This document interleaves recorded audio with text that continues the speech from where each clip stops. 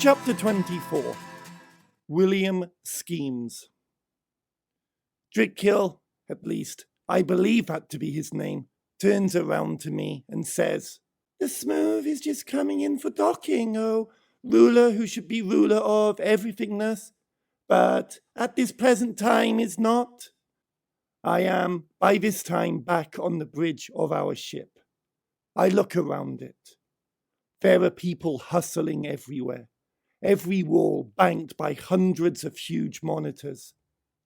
Monitors telling all the critical analyses of the ship, all the statistics of each of the engines, food supplies, water, stellar chart maps. And right now, we have some pods outside, watching the entry of the Smooth containing one, we presume, human. We have tracking devices on the Smooth, now that it is within a distance that they can reach, pulling in the Smooth.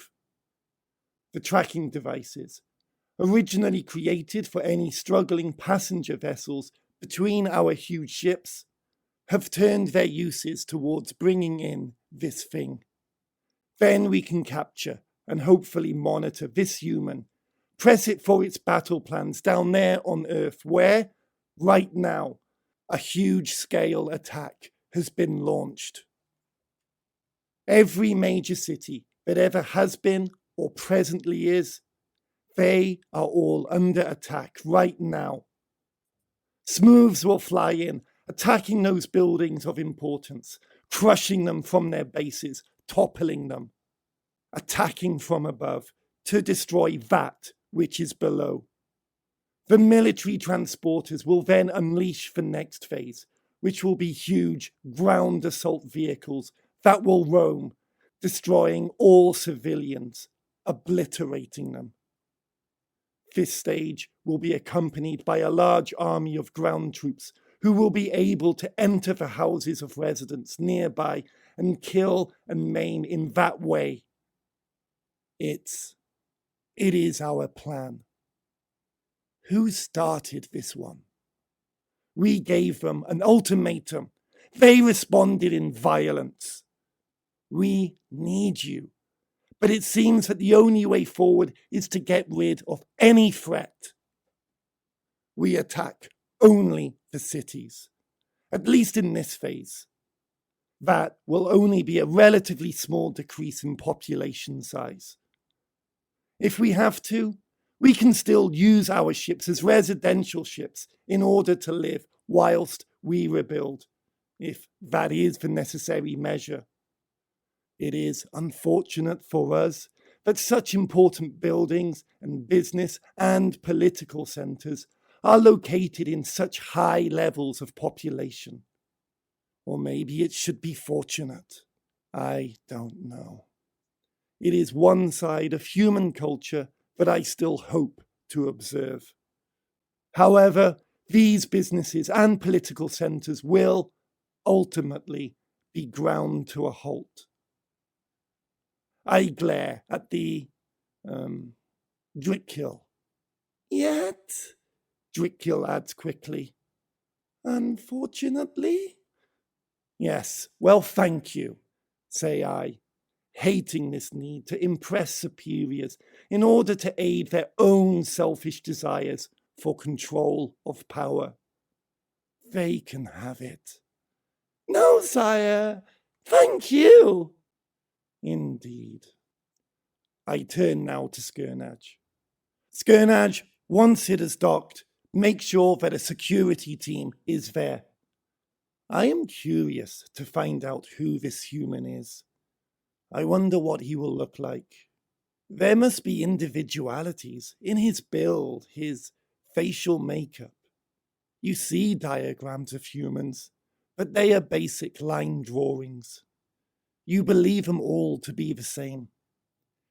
Sire, the team headed by Yurtjuk is already there. I pause. Right. Acknowledging the fact once more that this type of warfare that we are about to conduct is totally different from what we are used to, I close my eyes to try and visualize how it may occur.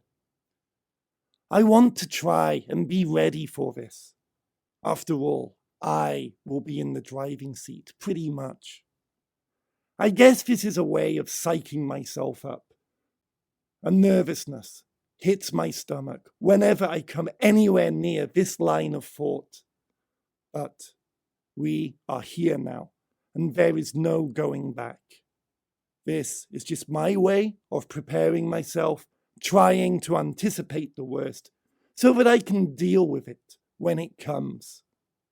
I go through battle plans that are still half thought through, plans that are still not ready, but images that are not entirely controlled by me start flicking through my thoughts.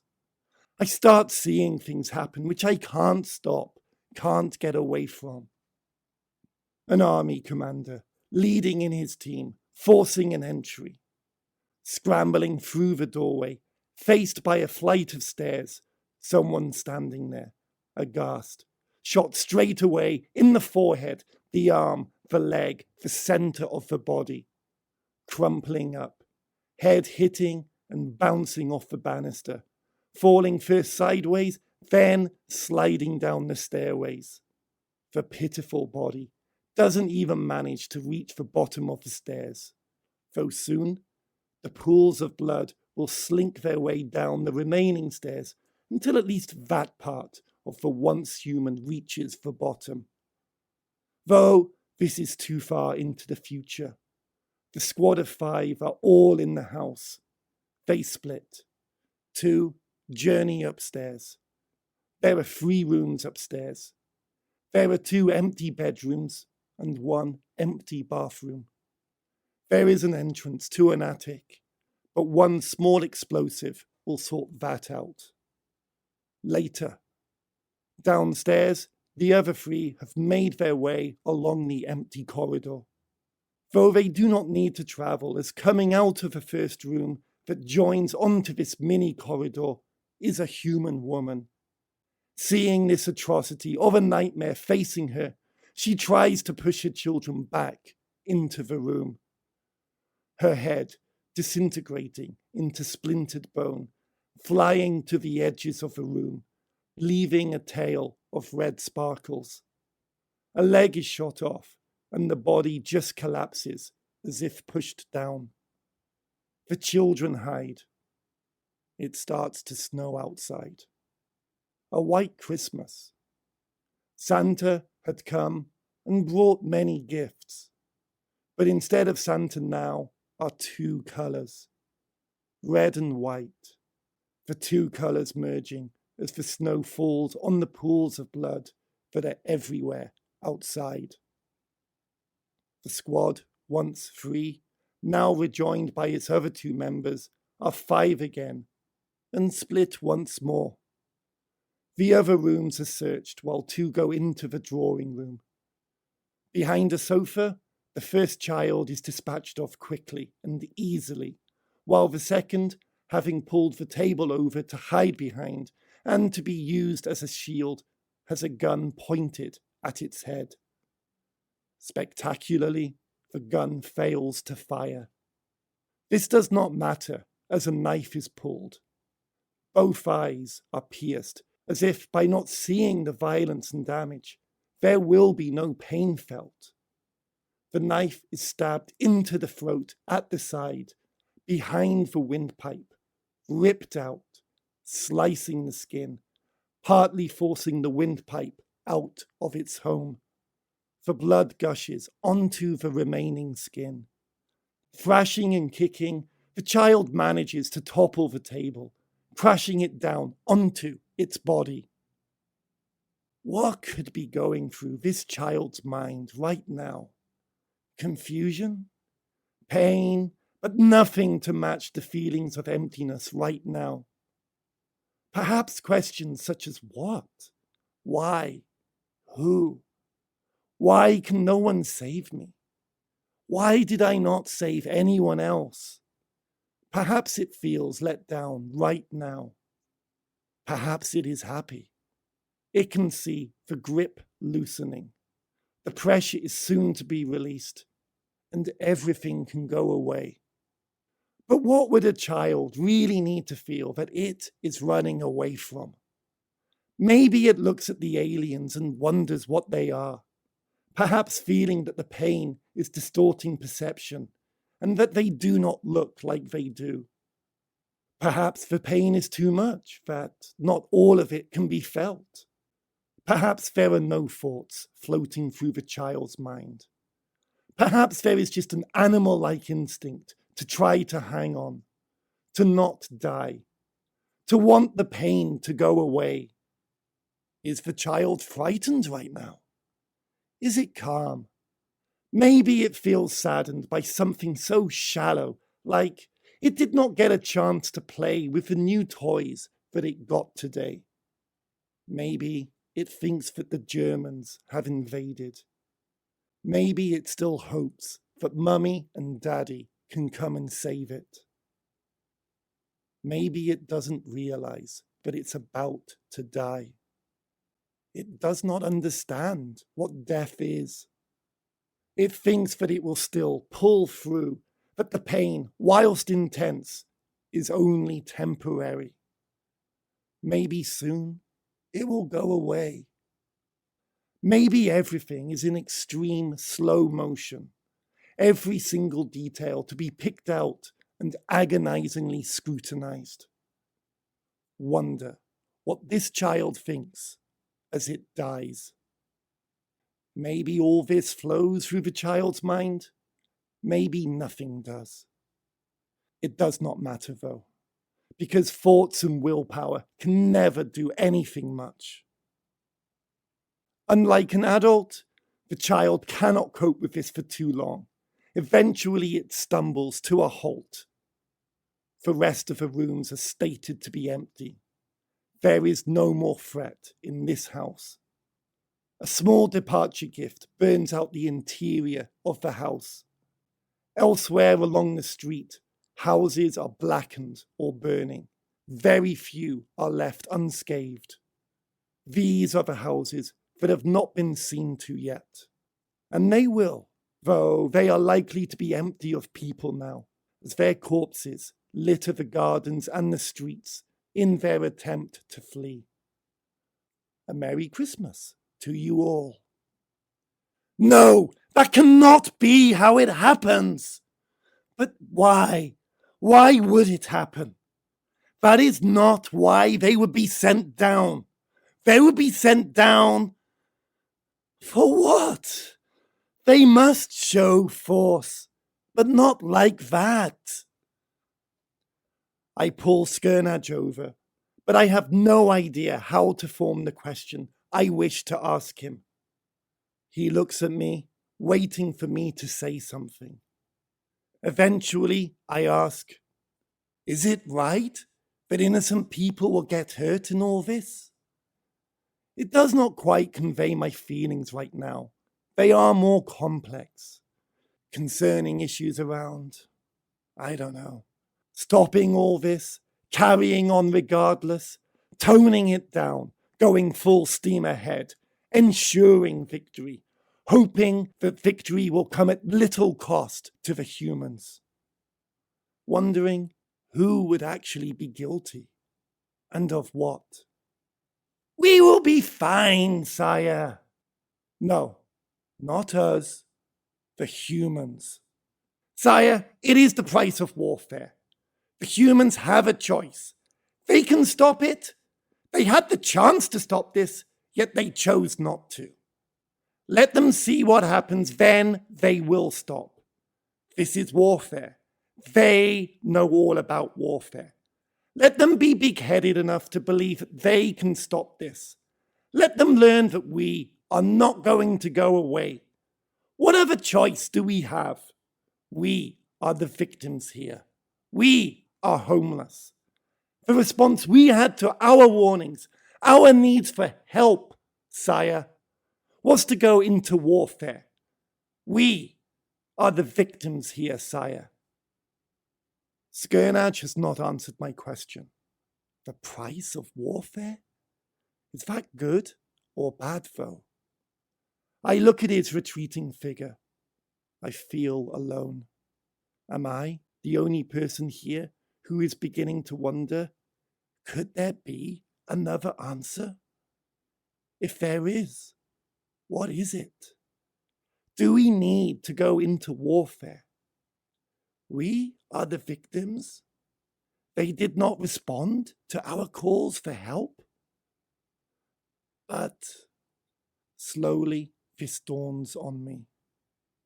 When did we actually call for help? Have our intentions become confused by the humans? If they did we allow that by not making our intentions clear enough? He has arrived, announces Skirnage. What shall I tell the security team to do? Skirnage has distracted me, and my line of thought has now vanished. Yet I'm still left with an empty feeling, a feeling that we need to do something else right now. Tell them to let him make the first move. In fact, put up the docking bay on screen. Soon, our forces will be approaching Earth's atmosphere. There is still time yet, though. Straight away, your supremeness or supremacity, says Drickkill, jumping to attention. Over-eager, he hits his hand on his console as he brings it up to salute. The faintest glimmer in his eye gives away the pain, though the loud bang gave away the act. There is a faint snigger from Skirnage, audible only as he is now stood right behind me. I have noticed a tension towards Drickkill from Skirnage. I think there is some kind of power battle going on between the two. Unfortunately, I don't know either of them well enough to be able to confirm this. Skirnage, however, turns his attention back to the screen. Nothing is happening. Skirnage feels a need to report this to me. He doesn't seem to be doing much, sire. Yes, I can see that. Do you not think that I have eyes? Look, I have 6 of them. Count them if you have to. You may have gathered by now that I do not have 6 eyes. For some reason, you can never get a point across until you exaggerate it. Just trying to be helpful, sire. If you truly do want to be helpful, you can just be quiet. Yes, sire. You have just disobeyed a direct order. I was just acknowledging you, making sure that you knew that I knew. I walk away. For some reason, we never built an arena in which to conduct political discussions. Instead, the bridge here began to form the arena for such political discussion and arguments. Everyone around me who serves to maintain the ship also acts as a politician. I believe that it was started as a scam in order to double wages. But no sessions or meetings or forums are ever called into place. No agendas are ever set. It is a case of whoever happens to be around involves themselves, if they choose. If anyone feels they need to call up a discussion, then one will start. I don't know if that's how it should work. That's just the way that it works. In this secondary arena of politics, that small piece of diplomacy sticks out from Skirnage. I respect and obey the power that it has. It is fair enough, and for simplicity's sake, I'll just pretend that I didn't hear that last little sentence. Skirnage nods, knowing that it has sunk in. I glare back. For some reason, a glare is the only thing I can say at the moment. I have been doing it for a while now. What do you think he's doing, Master of the Universe? Asks Drickkill. I wonder. I have no idea. I imagine myself in such a situation. Probably panicking. Wondering what the hell he's got himself into, I should imagine. Regretting his foolhardy bravado. Wishing he was never born. I wish he was never born. I wish the entire human race had never been born. But that's an entirely different story. I realize that for part of that, I may have just been talking about myself. Skirnage speaks at the risk of his own life. Shall I tell the security team to go in and get him out? Pause. Who knows how long a pause lasts? No, like I said, let the human make the first move. It always amuses me, the way that they react to extreme dangers. Yes, sire. In fact, get on the radio to him. I have a little message to tell him. Drickyl gets the radio ready for me. Yes, sir, wonderfully wonderful, he says. What message are you going to give him, sire? Asks Skirnage. I decide not to form a message in my mind. Instead, I'll just let it flow out of my mouth. The right words will come. You'll find out. Looking forward to hearing it, sire, says Skirnage.